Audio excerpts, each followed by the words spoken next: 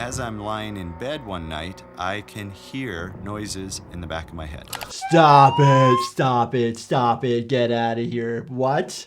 Surprise snails, suspicious facial ulcers, and the dangers of gardening. Today, we are breaking down and reacting to all of the fear-provoking medical scenes and wild injuries from the monsters inside me. All right, let's dive right in.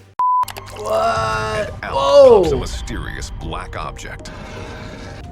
And I turn it over, and I think I might have even just laughed out loud. I said, Paul, this is a snail. Oh my gosh, that's crazy. Things like this do happen. Not the snails per se, because this is pretty rare, but foreign bodies get embedded into the tissue, and then your body reacts to it. The body's immune system starts to attack it, walls it off, and you get like redness and swelling. The snail has been growing.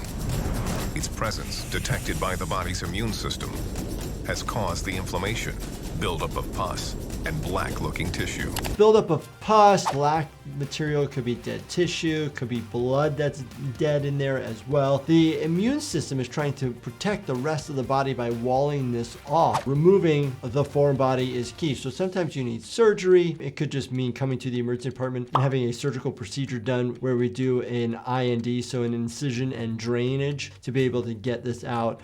Littorina scuculata is a sea snail that can survive in a wide variety of temperatures and salt levels, and can even live out of water for several weeks by retreating inside its shell. Different types of bacteria, the ones we worry about would be something called a Vibrio, which is a Vibrio type species. It can cause systemic issues, can cause sepsis, nausea, vomiting. Something to think about when you go into different water areas. A lot of pain in my forehead. I figured it was one of those migraines, Okay. but it was different. I felt like somebody just banged me right in my forehead. Interesting. I mean, that's really hard for ER doctors to have a big differential diagnosis, meaning like what could be causing the headache outside of a headache? While I was driving, I felt a stabbing in my Oh, what the? Sudden onset, horrific pain to an eye. Typically the pain of an eye is related to the cornea, or the cells on the front part of the eye. Dr. Barry Schechter has found a parasitic worm in Carmen's eye. The next step is to get the worm out as soon as possible. They found a parasite, aka a worm, in the eye. You gotta be really careful, right? You don't wanna pull too hard, you don't wanna rip it, and you can see the inflammation and the redness that's going on in this area. The chance could be that the worm would go beneath her eyelids and into an area where we couldn't find it. Dirofilaria worms can live inside somebody's eye up to 10 years. This is not something that a human gets very often. It could happen, and this is more the worms that are related to heartworm that dogs would get. So a human is almost like an accidental host. It's not made for us. It's for dogs, so to speak. After a 6-month odyssey across South America, newly engaged Adam Spencer has returned home to Veneta, Oregon, with a massive wound across his face. What? And it seems the medicines he's taking are powerless to stop it. I felt like my body was breaking down. Wow, look at that huge ulcer to his face, redness around the area, and a large wound. Travel history is really important when you have these wounds, and I'm assuming they're just treating him with like antibiotics. Cutaneous leishmaniasis is a disease caused by an organism called Leishmania. Leishmania is a single-celled parasite that enters the body through the skin. It is a parasite going into the body. I think it's actually spread by sandflies. Adam also had a swollen lymph node on the right side of his neck, not too far from the skin sore, and that itself could indicate that this infection was spreading. So that's good that the doctor describes that. You would assume that you have a big wound, that the lymph node near that area is going to be swollen and large, because it's typically almost like the train station of your immune system, where it's like a big hub. The good immune cells are building up, working up, firing to treat the infection in that area. But it could also be an indication that this is more of a systemic problem, meaning it's going elsewhere. Adam does have a severe case of mucocutaneous leishmaniasis. So they permit Adam to take a powerful drug called amphotericin B.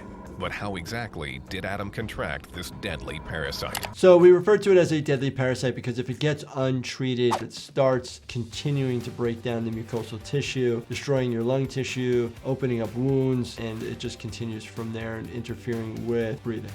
When Missy Allen was scratched, Aww. she thought the small puncture wound on her breast would heal on its own. Which they typically do, but they're very sharp and they can embed normal bacteria in, so it can cause normal bacteria that are found. I'm in shock.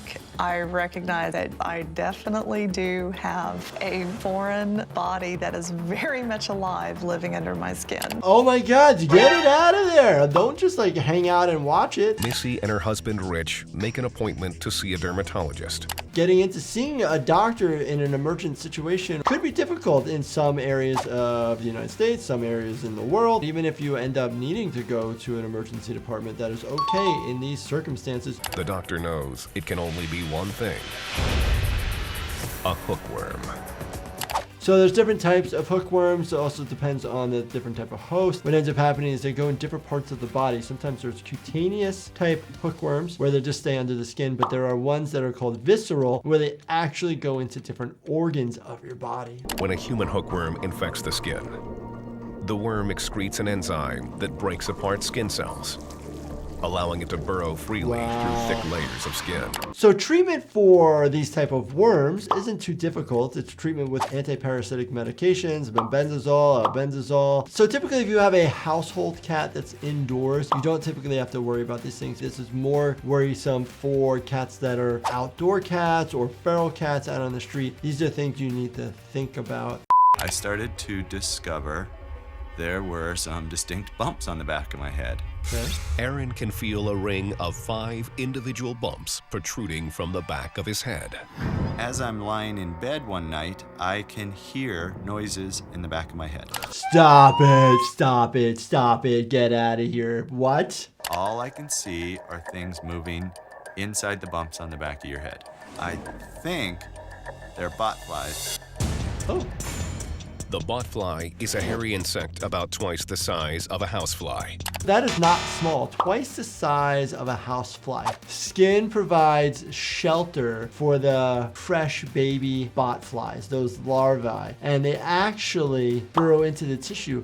I don't like to use the word maggots because it's not a very nice word and it doesn't make me feel very good that there were maggots in my head.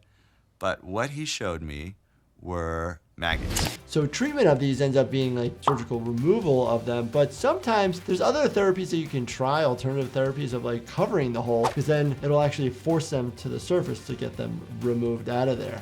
This is so interesting. These are rare things, but they do occur. So if you guys enjoyed this and you want me to do more reacts to like shows like this, Monsters Inside Me, let me know in the comments. Also, check out my new supplement company called Life Happens. And as always, do me a favor, check out this playlist right here. Make sure you binge watch everything. Turn on your notifications, hit that like button, and subscribe. Thank you so much for watching, and stay healthy, my friends.